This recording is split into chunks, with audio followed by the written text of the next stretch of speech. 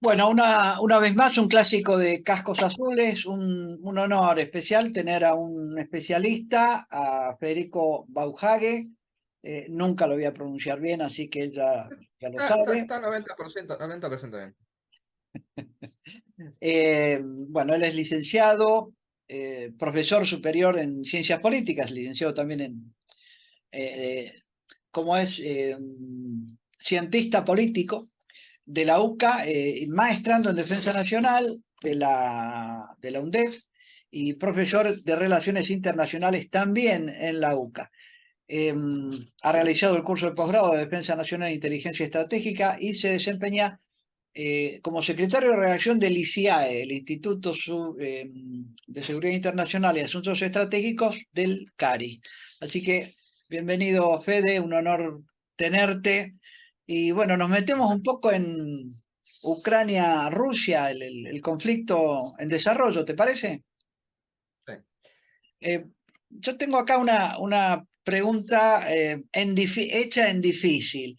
Em, ¿Se puede hablar de un momento en que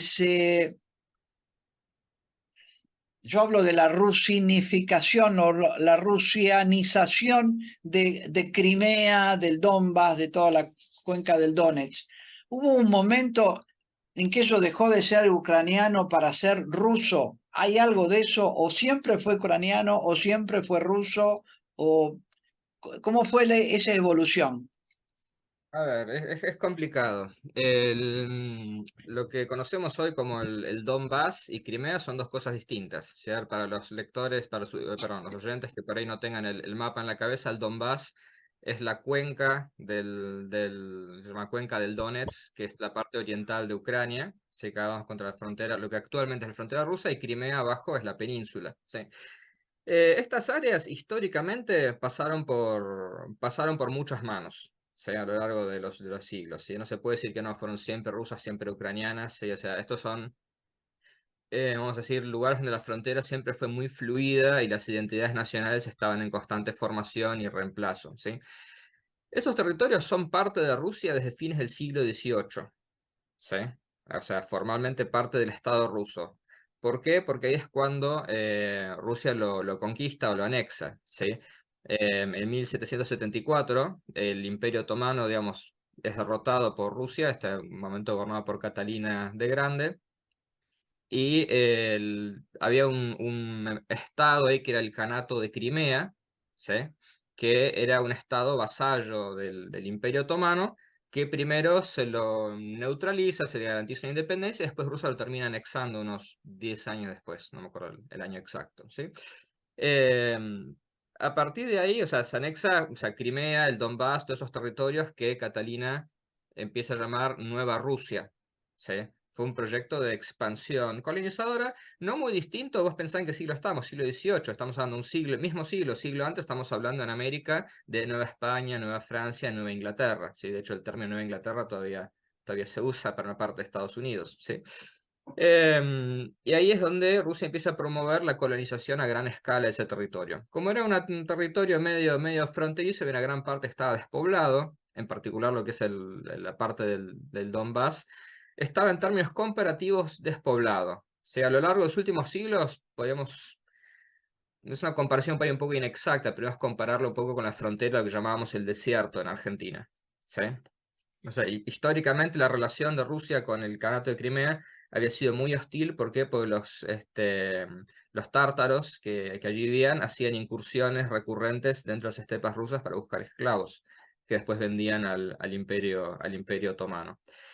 Finalmente, bueno, como he dicho, eso se termina por anexar políticamente a fines del siglo XVIII y se empieza a colonizar. Y en el siglo XIX, o sea, hay una política deliberada de mandar gente, no solo rusos, sino de muchos grupos étnicos de otras partes del imperio, incluso de fuera del imperio, muchos alemanes, por ejemplo, ¿sí? Em, y en la parte del Donbass empieza a ocupar especial relevancia a partir del siglo XIX, ¿sí?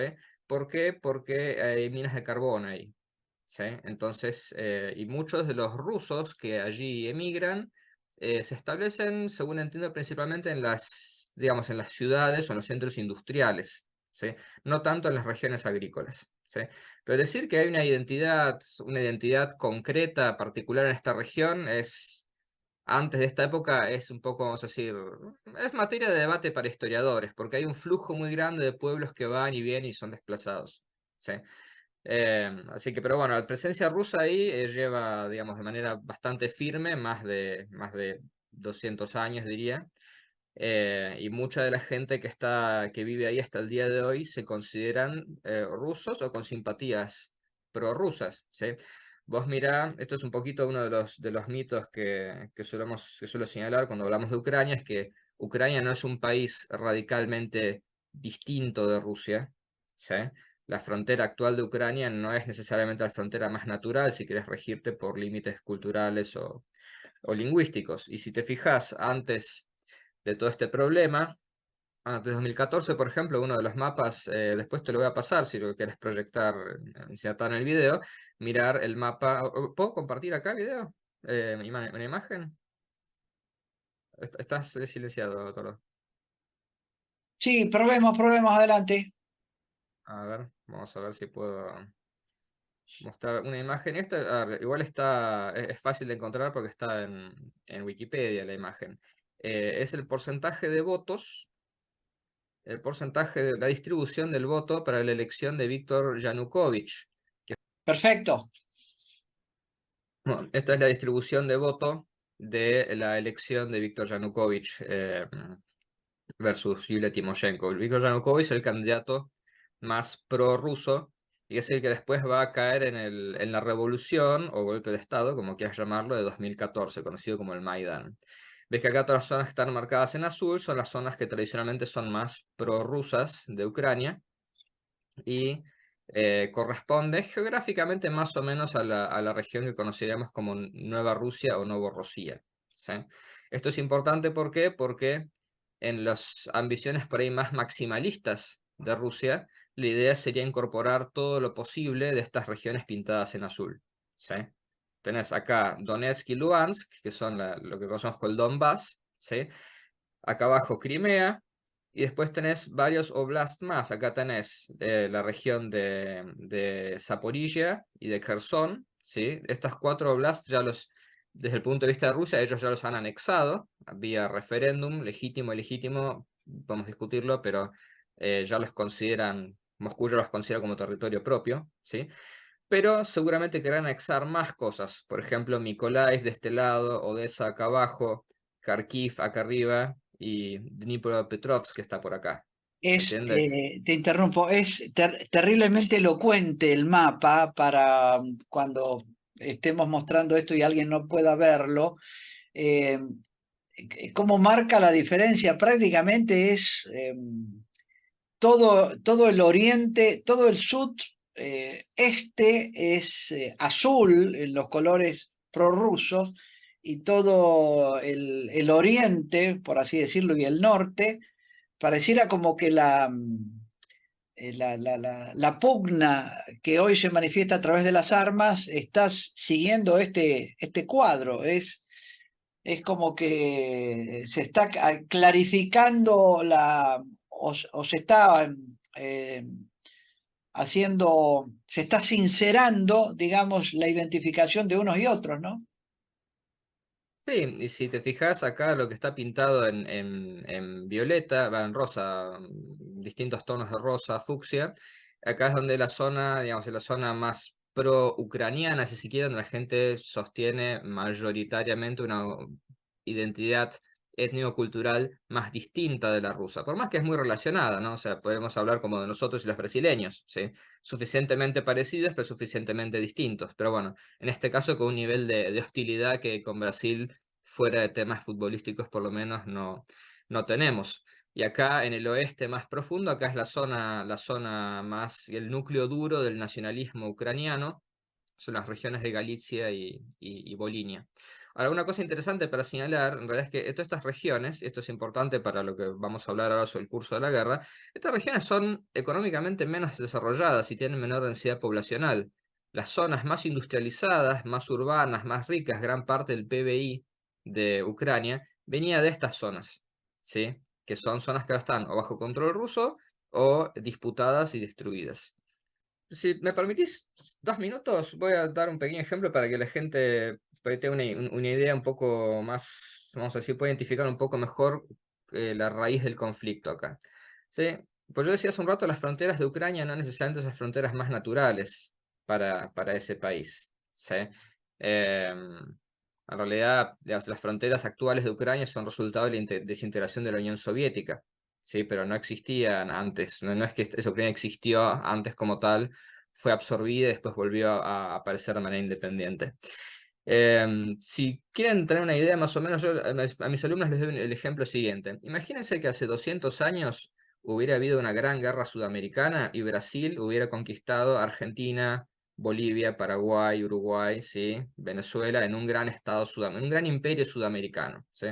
Vamos a llamarlo la Unión de Repúblicas Socialistas Sudamericanas, y URSS. Y durante un siglo, más de un siglo, estos países, digamos, somos parte de un gran país, ¿sí? Con un emperador en Brasil y Río de Janeiro, donde sea. Ahora, en algún momento de ese, obviamente, digamos, siendo parte de un gran imperio, va a haber muchos intercambios culturales, va a haber familias mixtas, va a haber, viste, mucha gente que es bilingüe, ¿sí? O la mayoría van a ser bilingües, va a haber negocios compartidos, etcétera, etcétera, pero se van a mantener las identidades culturales. Si bien va a haber una mezcla, va a haber identidades culturales distintas. Hay gente que va a hablar más portugués, gente que va a hablar español, ¿sí? Que tiene historias familiares distintas, etcétera. Ahora imagínate que en algún momento, durante ese periodo de imperio, el emperador, nuestro emperador Pedro, decide reorganizar el imperio adentro y dice, bueno, los territorios de Río Grande do Sul, Santa Catarina, Sao Paulo, los voy a pasar administrativamente a Argentina. ¿Sí? Pero Sí, bueno, somos parte del... ¿Por qué? Porque quiero premiar a mis aliados políticos en Buenos Aires, dice el emperador. Todo bien, excepto que 50 años más tarde hay una gran crisis y ese estado, gran estado sudamericano, se parte de vuelta, hipotéticamente, todos recuperamos nuestras distintas independencias, ¿sí? Brasil por un lado, Argentina, Bolivia, Paraguay, ¿va? Excepto que ahora Argentina se independiza, le quedaron pegadas 3 provincias donde la gran mayoría de la gente habla portugués, ¿sí? Los medios de prensa están en portugués, tienen una identidad cultural distinta del resto de Argentina. ¿Puede funcionar eso bien? Puede funcionar bien, ¿sí? Durante mucho tiempo, pero después, ¿qué pasa si el gobierno en Buenos Aires se vuelve ultranacionalista? Como pasa en Ucrania a partir de 2014. El gobierno dice, bueno, a partir de ahora no se va a hablar más portugués acá. No se permite más, las escuelas van a enseñar solo español, van a aprender sobre nuestros antepasados, los colonizadores españoles, los adelantados, y vamos a prohibir o vamos a perseguir los medios que existan en portugués y a los políticos pro-brasileños. ¿Y qué va a pasar? Y mucha gente se va a rebelar contra esto, ¿sí? Esto es más o menos, viste, salvando una distancia, lo que pasó en Ucrania, ¿sí? Desde la independencia de la Unión Soviética para acá, ¿sí? Entonces es un conjunto de, vamos a decir, pueblos, ¿sí? Que están, vamos a decir, un poco incómodos dentro de una misma estructura política, ¿sí? Una estructura política que, como es poco orgánica, poco natural, ¿viste? Tiende a ser políticamente inestable. Ahora, durante 3 décadas eso funciona más o menos bien, ¿sí? Pero empieza a desmadrarse a partir de 2014. ¿Sí? Entonces ahí es cuando empieza el conflicto, empieza, bueno, la toma de Crimea por parte de Rusia. Rusia tiene sus propios motivos para intervenir acá, ¿sí? No es solamente el motor principal que recuperar a esta gente. De hecho, hay razones para pensar que Putin originalmente no quería hacer esto, ¿sí? Pero Rusia tiene sus propias razones para intervenir. En 2014 ven la oportunidad, ¿sí? Y anexan Crimea. Para Rusia lo importante es la posición estratégica de Crimea por la base naval, principalmente permite controlar el Mar Negro. En 2014 la revolución del Maidán en Ucrania y el ascenso de un gobierno pro-occidental antirruso les hace temer que esa base que ellos alquilaban a Ucrania eh, fuera a pasar a manos de la OTAN o de Estados Unidos, ¿sí? O sea, pasar a un aliado de Estados Unidos. Y eso no lo querían permitir. Por eso anexan Crimea y es lo más fácil. ¿Por qué? Porque el 90% de la población de Crimea es prorrusa y no quieren saber nada con volver volver a ser parte del gobierno de Kiev.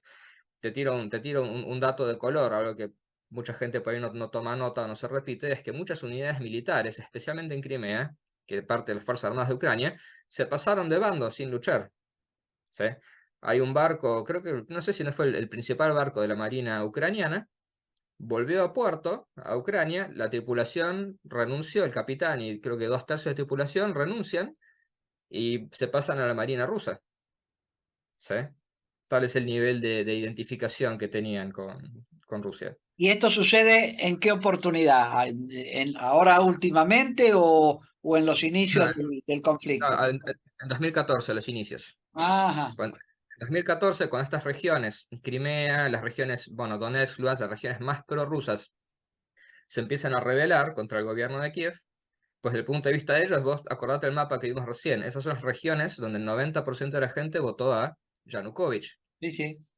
presidente que acaban de echar. ¿Sí? Y el nuevo gobierno que asume es un gobierno que adopta una orientación decididamente antirrusa. Entonces, por eso esta gente empieza a rebelarse, y cuando el gobierno ucraniano manda tropas a reprimirlos, en muchos casos estas tropas eligen no pelear, o en algunos casos se pasan de bando totalmente. Acá estamos hablando de 2014 y parte en 2015. ¿Sí? Y desde entonces lo que pasó fue que Rusia intervino, en el caso de Crimea, para anexarla directamente, pero en el Donbass intervino para proteger a estos separatistas, ¿sí? De vuelta, no por una cuestión de bondad o necesariamente de solidaridad,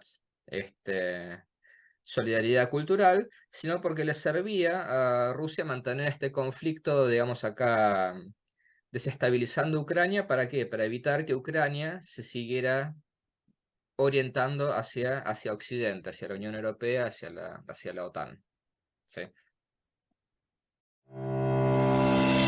Las siguientes instituciones y empresas, preocupadas por el presente y el futuro del país, apoyan a Cascos Azules, argentinos por el mundo en misión de paz. Sociedad Militar Seguro de Vida, respeto a la dignidad de personas y a su diversidad, estricto cumplimiento de la legalidad, objetividad profesional, integridad personal e institucional, transparencia. Son solo algunos de los principios que rigen a la más sólida institución para los servidores de la nación. Fundación de apoyo al Instituto de Ayuda Financiera para el pago de retiros y pensiones militares. 30 años trabajando para cumplir con los requerimientos del Montepío argentino. Respaldo a la institución que cuida el futuro de los uniformados, mejorando la calidad de los servicios ofrecidos a beneficiarios y beneficiarias de todo el país. Amugenal, ayuda mutua del personal de Gendarmería Nacional. Amugenal está cuando nos necesitas, en todo el territorio nacional, con sus 62 sedes para brindarte prestaciones y servicios de primer orden. Amugenal, sentite cerca. IOSFA, Instituto de Obra Social de las Fuerzas Armadas y de Seguridad, la obra social de las Fuerzas Federales Nacionales. Para consultas, comunicate al 0800-222-3300 o www.iosfa.gov.ar. Coto, Centro Integral de Comercialización Sociedad Anónima, una empresa argentina hecha por argentinos que engrandece al país. Porque una empresa que exporta es un país que crece. Y la colaboración de Gendarmería Nacional, Estado Mayor Conjunto, Armada y Fuerza Aérea Argentina.